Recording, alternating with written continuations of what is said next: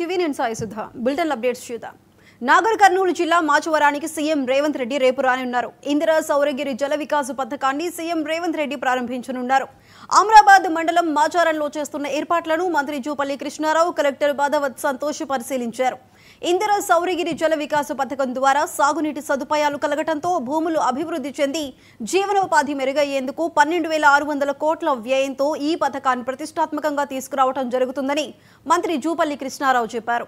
ఈ కార్యక్రమంలో అచ్చంపేట శాసనసభ్యులు చిక్కుడు వంశీకృష్ణ, కల్వకుర్తి శాసనసభ్యులు కసిరెడ్డి నారాయణ రెడ్డి, నాగర్ కర్నూలు పార్లమెంటు సభ్యులు మల్లు రవి ఉన్నారు.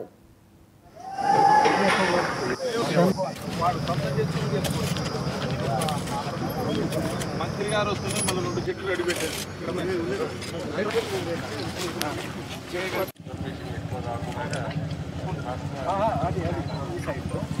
అక్కడ చాపర్ అన్ని ల్యాండింగ్ అయిన తర్వాత అక్కడ నుంచి టెంట్ చాపర్ గౌరవ ముఖ్యమంత్రి గారికి నల్లమల్ల ముద్దుబిడ్డకు నేను కృతజ్ఞతలు తెలియజేస్తా ఉన్నాను.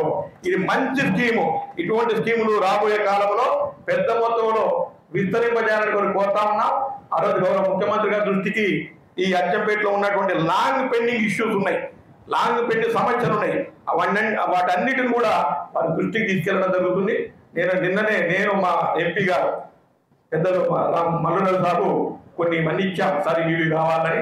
దాని మీద స్టడీ జరుగుతూ ఉంది. కాబట్టి వారు రావడం ఈ ప్రాంతానికి ఒక మంచి అభివృద్ధి కోసం మంచి అవకాశం. కాబట్టి తప్పకుండా ఈ ప్రాంత అభివృద్ధి కోసం పనిచేస్తామని కూడా మనం చేసుకుంటూ, చివరగా ఈ మొట్టమొదటిసారిగా ముఖ్యమంత్రి అయిన తర్వాత ఈ నల్లమల్ల కొత్తుంది కాబట్టి నల్లమల్ల ముద్దు బిడ్డలకు అందరికీ విజ్ఞప్తి చేస్తా ఉన్నారు.